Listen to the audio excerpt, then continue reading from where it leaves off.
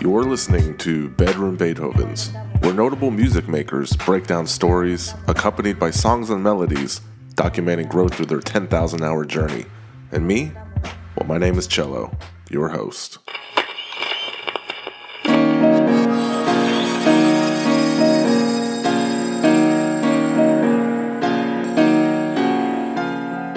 I am a bedroom Beethoven. Hey, everybody. You're now tuned into episode 103.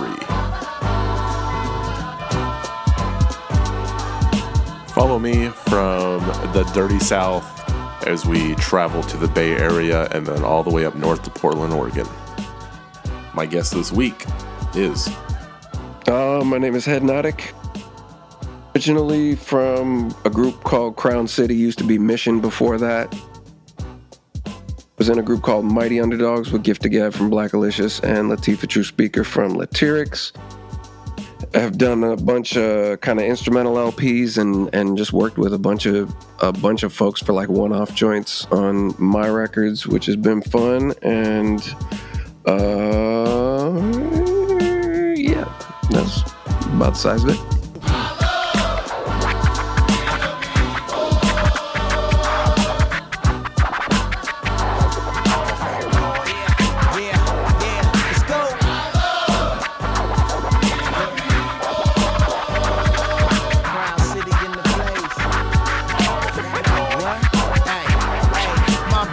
Spit immaculate, passionate with stacking my flow, macking erratic, I'm styling the show. Producer and bassist Headnodic was very much influenced by the late 80s, early 90s rap scene in New York, but once he figured out he was a better producer than rapper, he taught himself how to do pause tapes and play several instruments, including, of course, the bass. We get into all that. His boom bap sample bass beats shine just as brightly as his MC counterpart. We talk about his illustrious career in music and his days at the prestigious Berklee College of Music in Boston, and what lies ahead as there is no slowing down his output. But check it out as we settle into 2021, as we groove on into it. I implore you, I urge you, I plead with you, make this year the year where I get a few more Patreons to help steer this ship. Hit up the website, bedroombeethovens.com. It's the hub of the podcast, and like Headnodic, I like having an actual website. I don't care if it's a podcast that lives on streaming platforms. I like it. I put a lot of work into it. It's nice. Patreon.com/bedroombeethovens is where you can support. Or if none of that works for you, throw me a 5-star review of the show wherever it is you listen to this podcast. It helps. It helps a lot. Feel free to reach out, shoot me a message. If you want to send in a song to the show, always down to play new theme songs from users, or if you want to just say hello, that works too. Headnodic, episode 103, enough banter. Let's start this thing.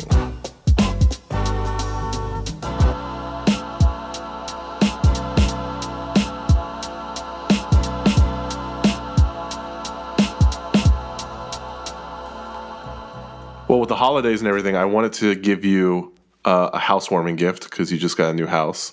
I wanted to get you the G.I. Joe USS Flag aircraft carrier, but it's $1,000 on eBay now. Yeah, that was the grail back in the day. I had no idea. That was the oh wait, can I cuss? Oh, absolutely. It was the shit. The G.I. Joe aircraft carrier was like we had one kid around the block who had that, and like Castle Grayskull, absolutely everything that we used to circle with our finger in the Sears catalog. And yeah, man, G.I. Joe aircraft carrier. But I think word on the street is you got hired to DJ your middle school dance, and they paid you a shitload of money for a middle schooler. You could have used that money to buy. Oh damn, okay. Yes, I used to.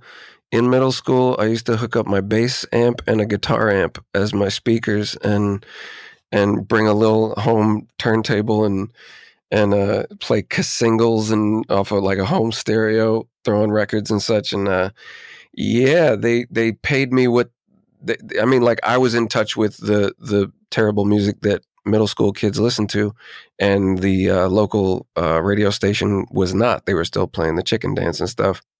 Middle schoolers were like, oh, well, we have the same budget that we give them with, full sound system. So I was just like kind of making ridiculous bank, early on and putting it all into records. Yeah, it was a good way to start out collecting and jumping in. Did you negotiate that rate, or they kind of just settled on that? No, they just were like, oh, we pay, the radio station this much. So is this okay? And I'm like,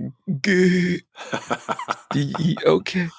Yeah. And I would do it like, once a month, like, and so, yeah, got started at an early age with that. So how are you in the new house with the family? How are y'all doing during this pandemic? Doing great.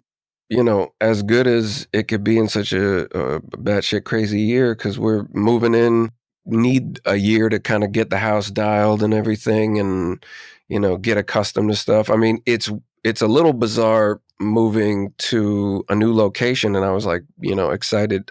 We moved up from Oakland, California to kind of the Portland area.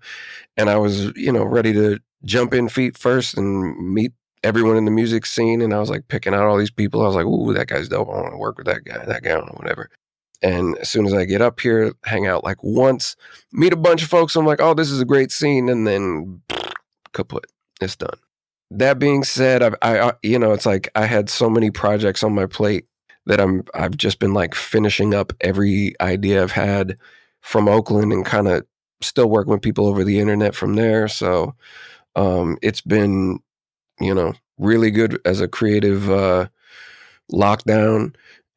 Not as bad as it could be. Well, when the pandemic hit, you reached out to Rico to see if he wanted to write something about the state of the world. Why'd you pick him? When Trump got elected, I felt a dismal blanket of horribleness fall over me, as most of us did, and needed to get it out with what initially I thought was just going to be rage. I was just like pissed off, and I was like, Rico is, can get over Wu-Tangy beats, fast beats, and just spit bars. He's just like, but focused aggression, and I love that about his flow. It's so beautiful. And his approach. Just full of gratitude right now. I want to thank you from the bottom of my heart for tuning in again. It's been a minute. Might as well be my first album. I think I'll call it Genesis of the Gemini. Or maybe the rumblings of a humble scribe in troubled times. But never mind the title. The light of the most divine. Bless the rhyming in this recital. My scriptures printed in vinyl like scratchable Bibles. Pause. Put it back, rewind it. Listen, the message is vital. After like making half the record, I was like, this is just angry and doesn't make me feel good. So we kind of regrouped and started adding other shades that were coming out during that time throughout the last 4 years. And about when the pandemic hit, the record was almost done, and I kind of hit him up, wanting to make music because I know he can bang stuff out really quick.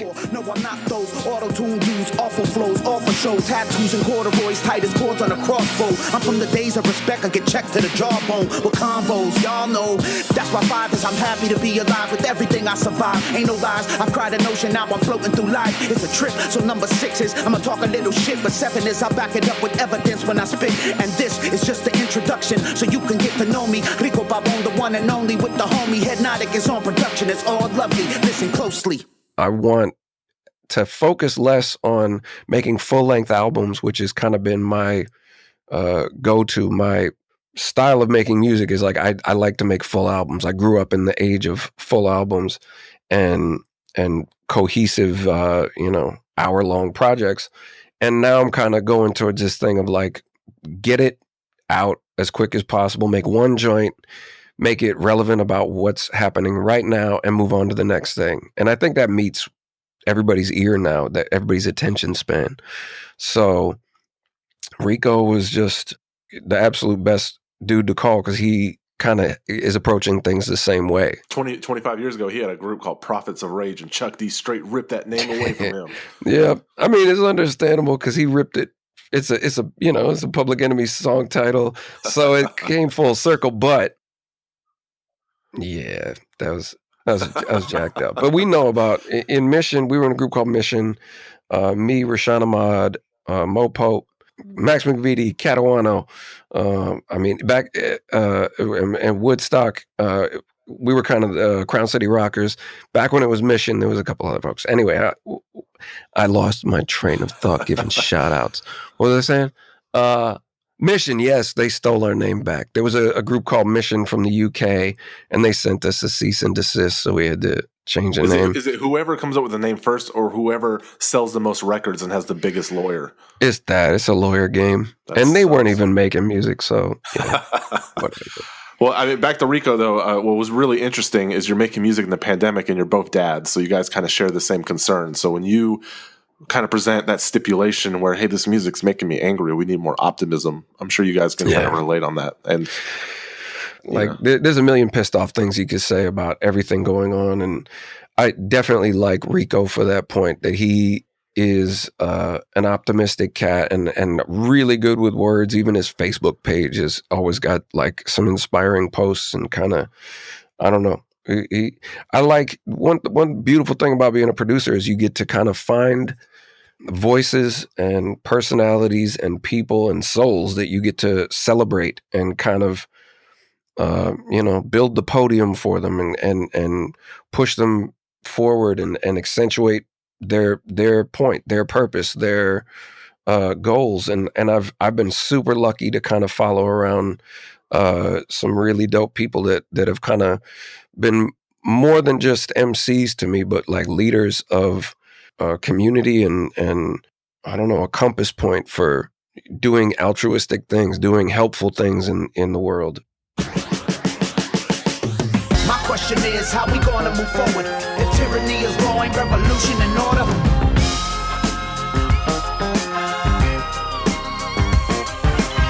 My question is, how we gonna move forward? If tyranny is law, revolution's in order.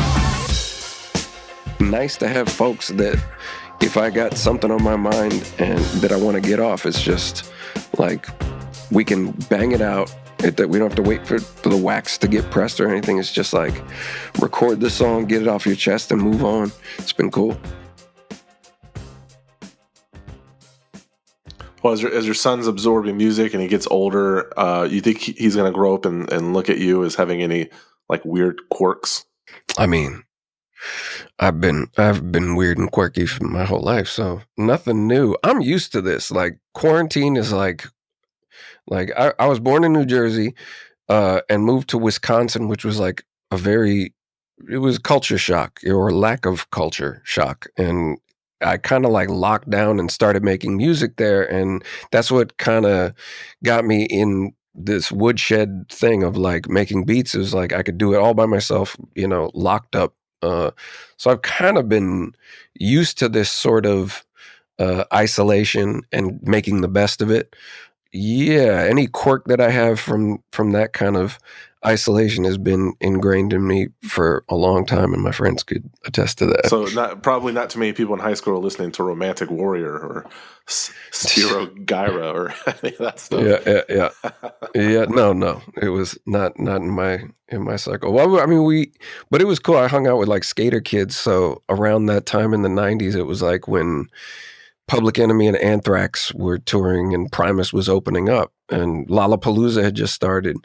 It was a good time for cross melding of music. And I was hanging out with a lot of skater kids and we would just play Sega, throw on the 6-disc changer, and it would be like the White Album, Leaders of a New School, Deicide or Sepultura or some metal shit, and Hank Williams. And it was just like, anything music, it was just, something I wanted to explore. But yeah, Return to Forever is an epic album, by the way. I love that. Romantic Warrior. I love individuals who go to Berkeley and instead of releasing concertos or whatever expectations the faculty has, you and your peers create b-boy groups. Maybe you guys got sick of playing jazz and you just wanted to blend what you liked. Yeah, I mean, that was an interesting time. It was definitely like probably the start of when Berkeley started to respect live instrumentation and hip hop and kind of start dipping their toes in that. The beauty of Berkeley is you could, every single day, there was these practice rooms that you could just sign up a practice room and then walk around the halls and be like, what do you play? all right, we're going to be in B13, at 1, and you'd form a band and just jam with folks. There was definitely a scene of people who loved replaying hip hop samples, or at least I found those cats because I was, my thing. As far as I dipped into jazz, like I was never really good. I went to jazz camp in high school and stuff like that, and read, charts and stuff in college jazz band and stuff. But it was more about like doing bitches brew type. Start playing, nobody knows, what the key. Someone throws out a riff and then go, and that's kind of been, one of the approaches for making beats is just jamming with musicians and taking chunks from what we do. And it could be the whole band, or it could be like, wow, I sound terrible. I'm going to just use the guitar and the keys and gut the drums and the bass and like chop up the drums for something else. Yeah, exploring the record culture was definitely DJ culture, music and classic 70s soul was definitely the approach that we were taking in Berkeley. And in the 90s, is it true that you sold an ASR 10 to Mark Wahlberg? How'd you hear about that?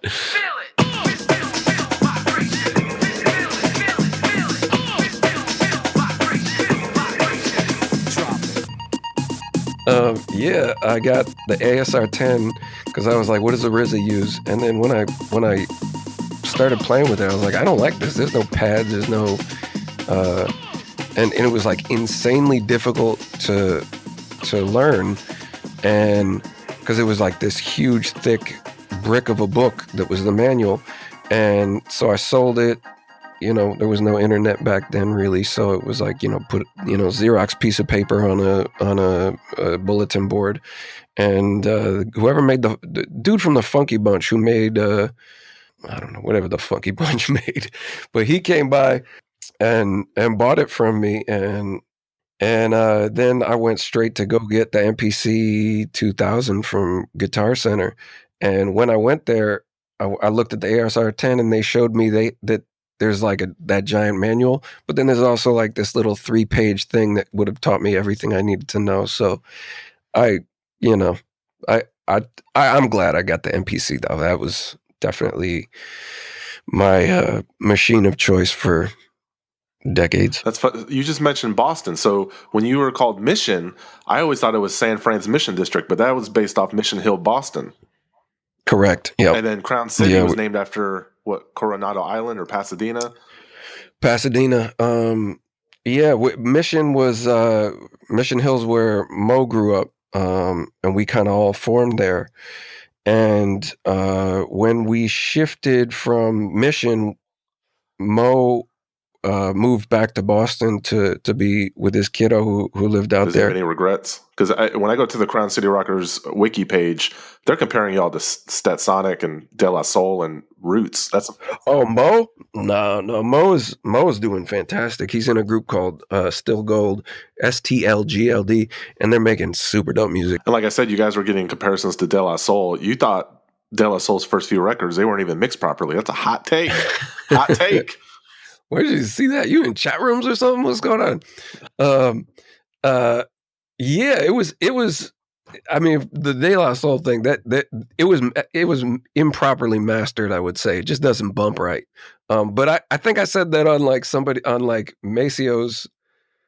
No, I said it somewhere, and then Maceo chimed in and was like, "You're right." So I don't feel like it was a controversial thing to say. Yeah, but De La, that's like one of the absolute mountaintop groups for us. And we got to open up for them. I mean, we were lucky with Crown City. We got to open up for, I think, being a live band and making a little bit of noise. We got to really explore the live hip hop world and open up for some like what would be a bucket list. I just want to see them. We got to open up for like Rakim, Wu-Tang, Tribe Called Quest. We toured with Diggable Planets. We toured with Ozone Motley and Jurassic 5, and opening up for De La Soul was like probably one of the best shows we have ever done. That was absolutely fun. So when LP walked away from Def Jux, did that kind of pull the rug up from under you guys? You know, did anyone want to take over his position and keep the label going? How'd you feel? From when we were in Mighty Underdogs? Yeah, because I want to say you were one of the last projects released on that label. Probably. I never checked that, but yeah, I don't know.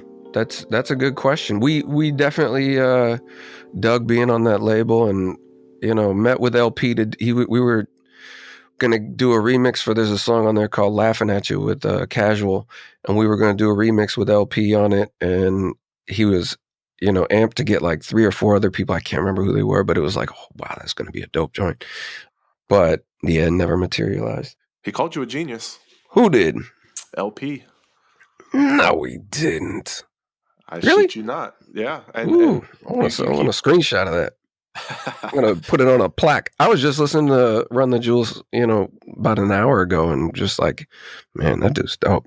I guess it's kind of full circle. I had on RJD2. I asked him about the Def Jux. I also had on Mr. Len from Company Flow, and he's kind of running into the same thing that you is where, you're not able to make money off the old stuff, like dropping science fiction. It's not on streaming services. It's not there. Mm-hmm. And that project had marketing dollars behind it. Doom, the Marley Brothers, Damien and Julian were on there, Jurassic 5, DJ Shadow. At the very least, it could pay the electricity bill every month. But everything from that era, it's not on streaming services. And I think they're trying their hardest to make it happen. But I think it might be up to you to like start reissuing these things. I think you're right. Yeah, I think we have plans to reissue it. And, it's like, we definitely want it out there, and we want, but it's also, you get excited about making the new stuff, and Gab's doing Black Alicious stuff again and doing his like great solo stuff, Lateef's and Roots and things, and I'm doing a bunch of stuff. So it's like we wanted to put it out and tour and like put out some remixes and stuff like that. Like, it's interesting. I was also listening to De La Soul to come full circle, and I was listening to Bob James driving my kid to school, and Sign of the Times came on with the do do do do do do do do do do do do, and my son loved it, and I was like, "Oh, you got to check this out." Then I pull out Spotify, and was like looking for De La Soul, "Keeping the Faith," which sampled that, so I could light up my kid, and he would be like, "Dad, I put that on my playlist," but not there. De La Soul's first couple albums are not even like available for streaming, and that's on some like sample clearance bullshit.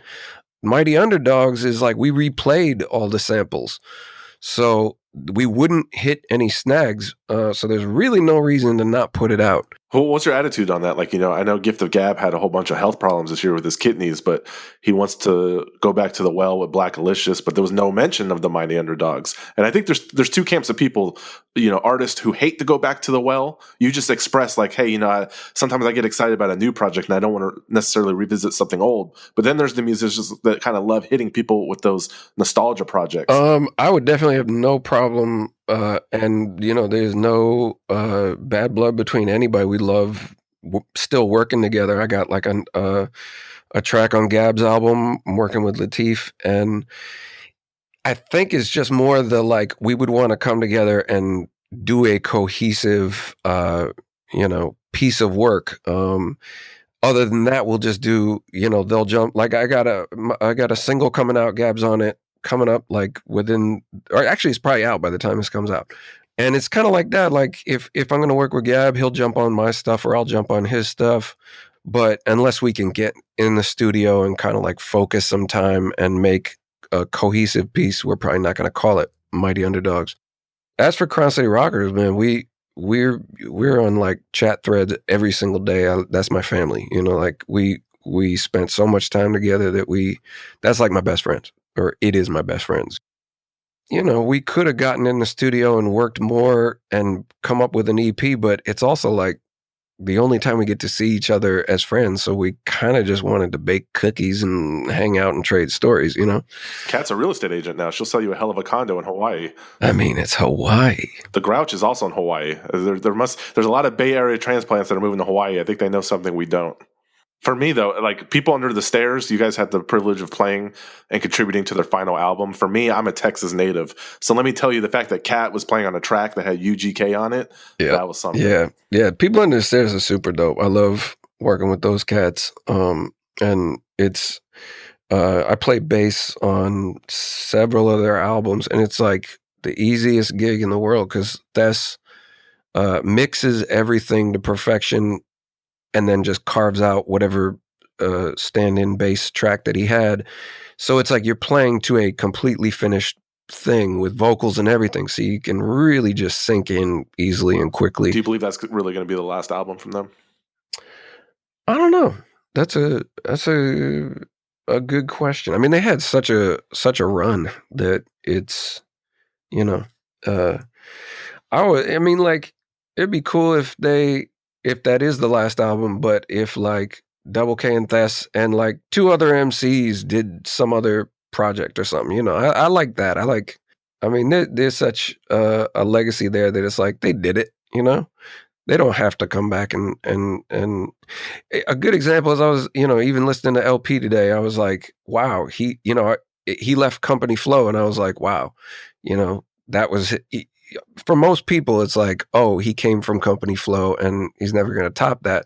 But he did solo stuff, and then Run the Jewels is like, if he were chasing his old group, he wouldn't have the opportunity to kind of explore this new stuff.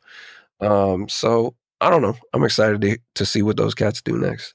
Right after Crown City Rockers was kind of like, when I think Cat moved to Hawaii, and it was like definitely forced hiatus, I joined Persephone's Bees, who were kind of like, I don't know, 60s revival rock, but kind of jumped decades. So it was like perfect for me, being a vinyl head and everything.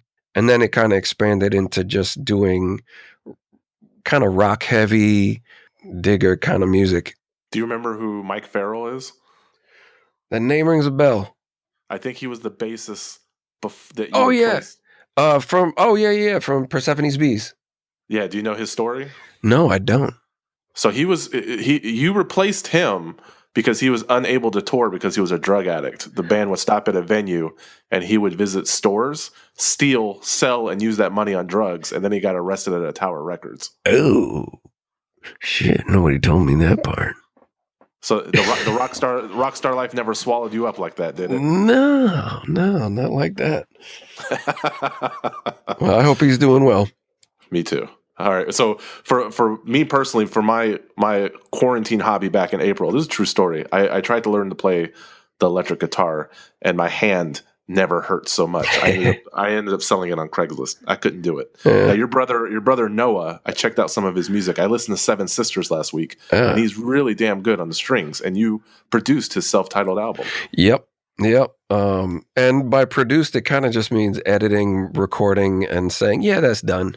It's all solo acoustic guitar. So he just sits over the course of, however long and crafts these songs. And he's very focused on, just sitting, like wood shedding and like really chiseling at it. He kind of approaches it like marble, and carves away at it, as opposed to just kind of loosely throwing riffs around.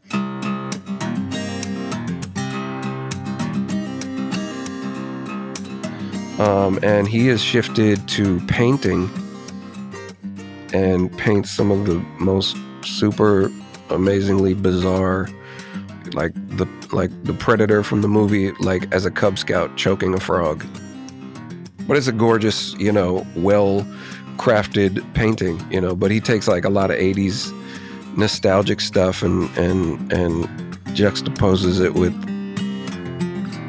stuff that I don't know, kicks it into a very weird realm. So I've been digging that as much as I dug his music. So he's following in your mom's footsteps. Yeah. Yep. Mom's a painter, an artist, and an art history teacher. I know everything about your life. You're like Nardwar. Now your brother, so because he's playing guitar, you can't play it because he's playing it, so he kind of convinced you to do the bass. Was that kind of why? Yes, more. Yeah, actually, yeah. A buddy left a guitar at our house, and just in the basement, we were just kind of jamming on it. I was sitting listening to the stuff and trying to pick it out and figure out the riffs. Just watching MTV and whatnot. And Noah was like, "Okay, I'm gonna buy a guitar," and I was like, "Oh, really? Damn, I want to buy a guitar too." And he was like, "How about you play the bass?" I'm like, "All right, let's do it. What's a bass?" And then he turned on MTV and said, "It's bigger," and pointed at dude from Anthrax. And it was like, whoa, it is bigger. I'll play the bass. So that's literally the only reason I ended up with bass. Who's the rock star bass player in the 90s? In the 90s, I went through a phase of like Living Colour was one of my first favorite bands that I really dug into, and then I found Fishbone. So Norwood Fisher was kind of like my favorite bass player. But like when I went to get bass lessons, my thing was like I would bring DJ Jazzy Jeff and Fresh Prince and learn all the bass lines from that album. And what that ended up being is like Dominoes from Donald Byrd and like Bob James Lookalike and all these classic bass lines that I didn't know what they were, but the teacher was like, "Oh yeah, that's actually just Bob James." I'm like, "Okay, what's that?" And luckily Bob James records are $1, so I went and started digging that way, like playing these bass lines from hip hop records that I love, and then finding out who originally did it, and chased those sounds up till today. I mean, I still listen to. That's kind of the basis of everything I listen to and play. So if we get out of the past and we go a little bit more in the present day, what is the dynamic working with Taz? Because when you first started making music, I don't even think he was born, or maybe he was a toddler. So what's the contrast of a veteran producer with a skilled, albeit youthful MC? How does that impact the end result for you? Working with Taz was super dope. I've always been very much in the clear producer's chair of like the vocalist I work with either completely just handles the vocals and not much else, and I'll handle all that, all the music, all the, or even like, sometimes I'm writing hooks for MCs and stuff like that and kind of, coaching them through stuff. Taz wasn't that cat. He was like, "I have this beat in my head and I want you to make it." And I was like, "Oh, really?" Like, but I got my own beats. I mean, let's just kind of jam what we have together. And I don't think there's a couple joints that were based off of what he brought in that I definitely wouldn't have done without his without the inception of that idea. So it kind of pushed me in different directions. And certain things were like balanced amalgamations of like, this is what I do, and I know you want like a trap beat, and I'm not going to make a trap beat. And I could see he was like, "The snare's not right." I'm like, "That's because it's not a trap snare. I'm not doing a trap snare. I don't want to do that." Because so many people, so many young people, so many people are doing it well. And I don't want to, shift what I do too far out of my pocket. Cause I have my brand, I have my vibe that I like making. It was a really interesting repositioning, rebalancing of what it is that I do that updated it, and at the same time helped me to define like, this is where my personality lies, and I can't, shift too far from that. Most Def. I'm feeling this vibe right now, man. Infamous TAZ, Headnodic. Y'all know where we at, man. We in that moment. We up in Oakland right now, in the lab on the early morning while it's storming outside and shit. Yeah. I'm all alone upon this excursion. I'm looking and searching to conquer my burden, to reach for my purpose. So lately I've been tucked, been grinding and working while constantly learning and dodging these serpents. I know that they lurking, but I don't give a In the end, Taz and I both loved the record, and there was no, we didn't butt heads in the strict sense, but he has a ton of ideas and always wanted to bring them to the table. And he will be. I mean, like, that dude has to be a producer, because I think it's the way he's gonna be able to make the best records, is doing them, pulling it out of his mind.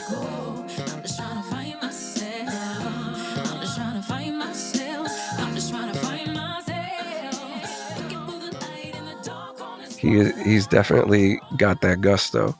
And I'm usually the cat who's like, I have a phrase that I always say is like, I'm only going to work twice as hard as the MC. You know, I'm only going to, you know, if they're only doing a little bit, I'm only going to do twice that. If he had a never-ending resource of, or a never-ending reserve of time and dedication to it. So it's like I tried to meet that as best I could. So how do you shift gears when, like, I mean, we could talk about, you know, like Thursday. I guess the two things you said were interesting is you don't want to stray too far from like your bread and butter and what you do best. And when you do an instrumental album, you don't have to compete with an MC. So we're continuing your Days of the Week series, and now we have Thursday, and I can brag and say I listened to it and I loved it. Oh, thank you. What can you tell the people about it? Thursday, I've been watching, you know, I guess it's called lo-fi now, you know, but, you know, jazzy sampled based beats have kind of come back into, you know, the fold, and there's a brand new scene for it. So this was kind of me dipping one foot towards that, but not going completely sleepy with it. I might do that next, though. I absolutely love, you know, a lot of the lo-fi stuff and the sleepy beats and stuff. Well, you can't do that because the next entry would be Friday, and it needs to be jumping. You can't do Sleepy Friday. No. I mean, from here on out, I don't even know if I'm going to keep doing that. I realize, like, you know, I'm working on Junk Drawer 2 and Thursday and all these things that are like, oh, I have to finish that because I called it Volume 1. So now I have to do a bunch, you know, or at least 2 to otherwise I'll feel like it's an unfinished thing. But Thursday was sort of an organic twist of or continuation of what Tuesday and Wednesday was, which is kind of like me just doing like straight down the lane what it is that I'm kind of comfortable with, known for, and, you know, relaxed doing. Like I feel like I could do 100 of those, but it's not me challenging myself to do something different.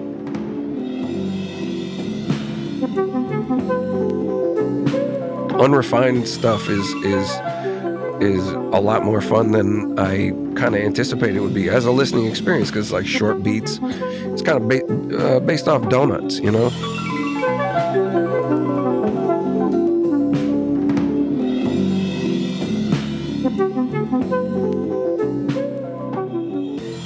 It's a cool new format that doesn't adhere to the 5-minute, 3-minute song form, you know, arrangement. Try to make it last for 3 minutes without getting boring, but still follow kind of song format, verse, chorus. And Thursday is we got Ozay Moore, Gift of Gab, and Breathless on one joint, and Miriam Spire singing the hook. And other than that, all instrumental. So if we run everything down, so we got Infamous TAZ in the moment, Rico, never mind the title, all with the help of the mighty Headnodic. Newest instrumental LP is Thursday. Headnodic.bandcamp.com, I imagine, is the easiest way to consume. And give it up for Headnodic. He still has a blog spot, keeping that alive. Headnodic.blogspot.com. Yeah. Can't take it, you know, dog, new tricks. That's me. Well, you are, because I think you're too humble to say it yourself. You're a Bay Area legend and a future Portland icon. 20 plus years in the game. I've been bugging you since the summer to be here, and I appreciate your long-term willingness to swing by. So I thank you. Well, thank you. It's been a pleasure.